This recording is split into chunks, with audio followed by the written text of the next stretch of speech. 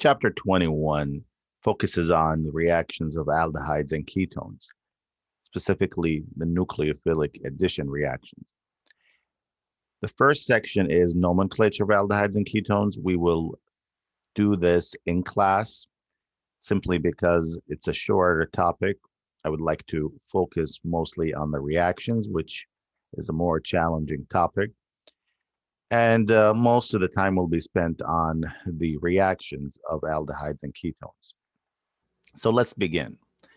So in the last chapter, chapter 20, we talked about the combination of powerful nucleophiles, organolithium, Grignard reagents, hydride, sodium alkanides, etc.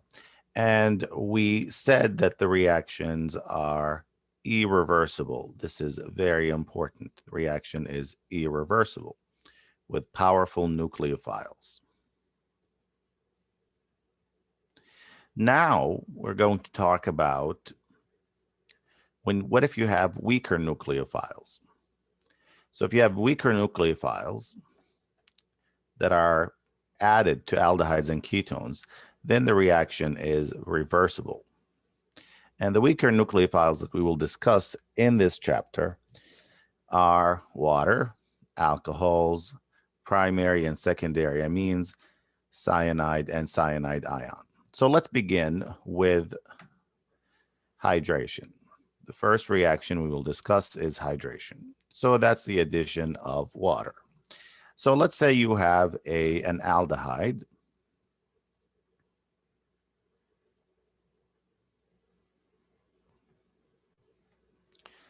such as acetaldehyde,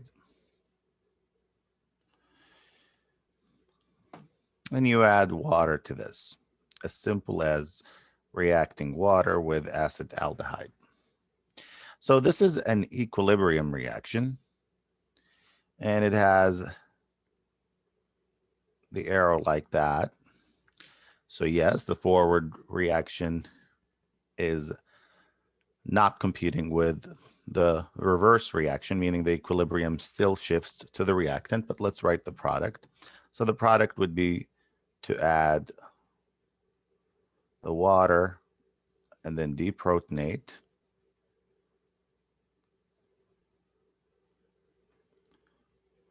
And you would have this.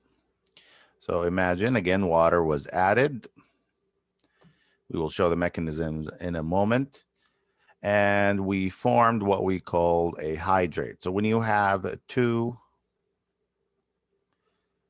hydroxy groups attached to a carbon, we call this a hydrate. We did talk about this last semester. We call this a geminal diol. Geminal means attached to the same, two of those same groups attached to the same carbon. Very well. So the product we said is a hydrate. So let's talk about the mechanism. And let's go to the next page. So the mechanism can take two routes, an acid catalyzed or base catalyzed. So if you take the base catalyzed route, you need basic conditions. And the basic conditions are the following. So you need trace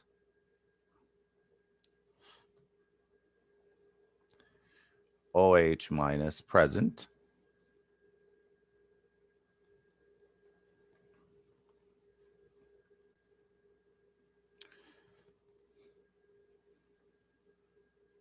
So let's look at the mechanism. So let's say we have the acetaldehyde.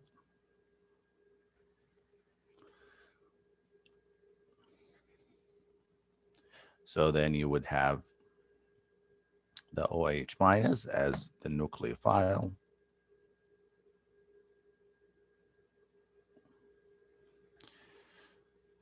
As you know, the attack has been taking place at the carbonyl carbon. Let's put those electrons on here.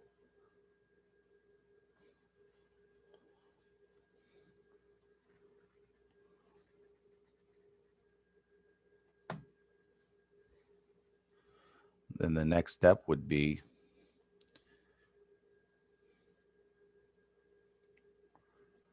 to have the tetrahedral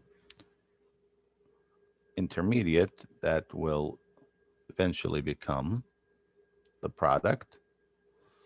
So you should see what's happening here. And then, of course, the next step would be that if you have water right here to protonate.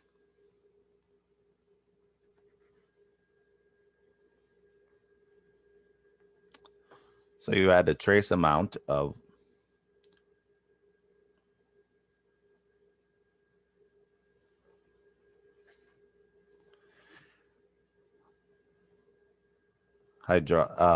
the hydroxide, and you again form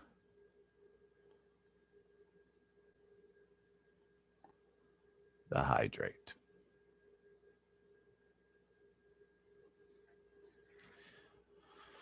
Plus, of course, we'll have the OH minus. Now, notice that any time it says catalyzed, acid catalyzed, base catalyzed, you must end with that acid or that base, because catalysts are not used up. Okay, they catalyze the reaction, they make its rate faster, but they do not get used up, meaning they don't come part of let's say the product or the intermediate, and then they're lost. They still come out at the end. So once again, this is a great nucleophile.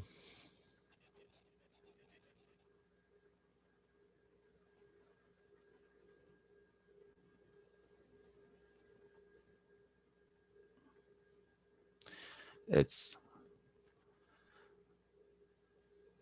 charged, strong nucleophile. The attack happens directly, and then you again form the hydrate.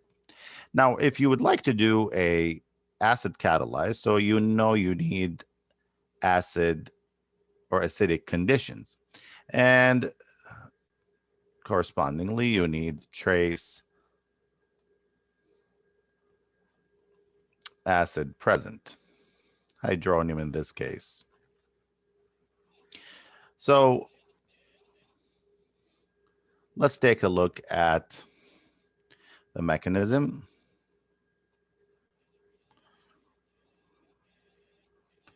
Move this up a little bit.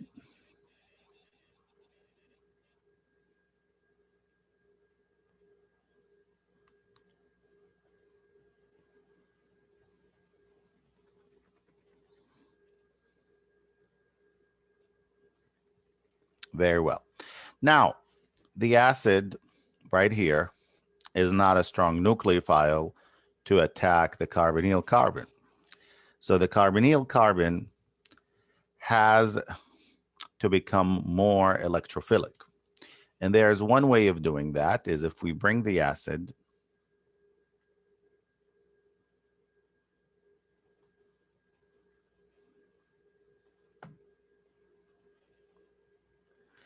and have it protonate the carbonyl oxygen.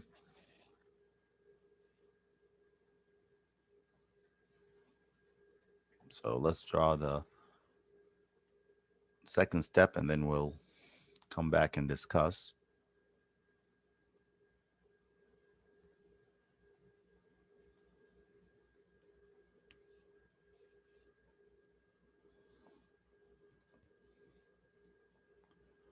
Let me just make this. Okay.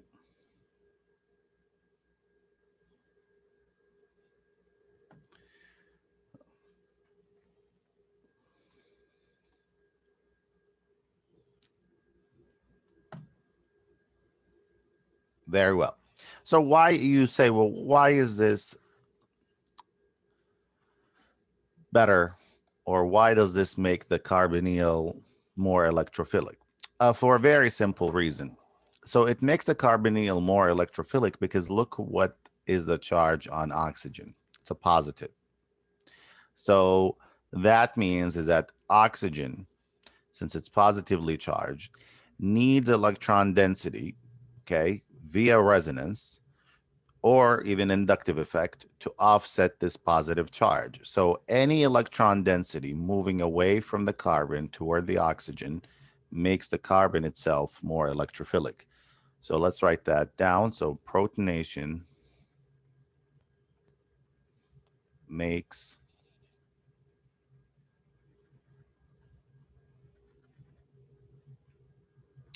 carbonyl more electrophilic,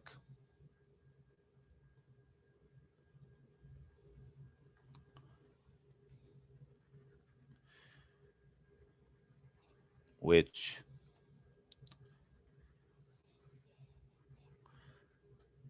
allows the weak nucleophiles, such as water,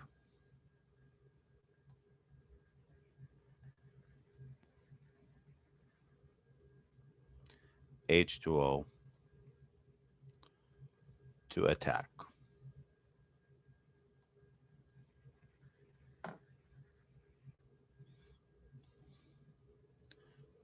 So what's going to happen here is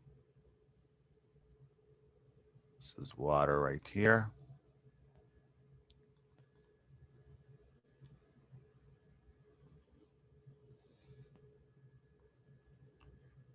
Attacks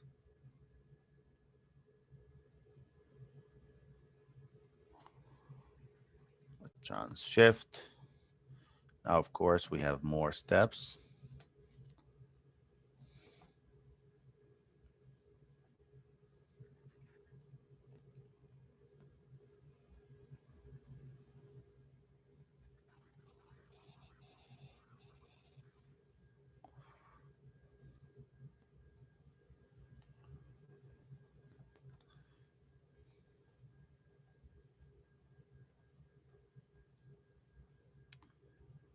Okay, so there we go. Now we have an issue here is that this water molecule has an oxygen with a positive, which is not good. So we need to deprotonate. So we need to deprotonate. So therefore, we have another water molecule.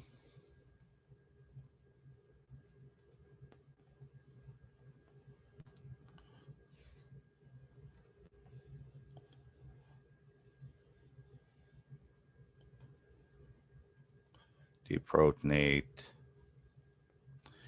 And you end up with the hydrate, just like you did in the base catalyzed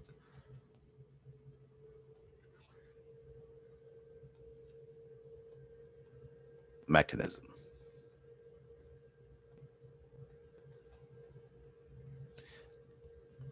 Now, before again we finish, this is plus H3O plus. So this was again regenerated because again, look at the water at the end, it deprotonated the water attached to the carbonyl. This one right here, this water molecule, thus regenerating the acid catalyst.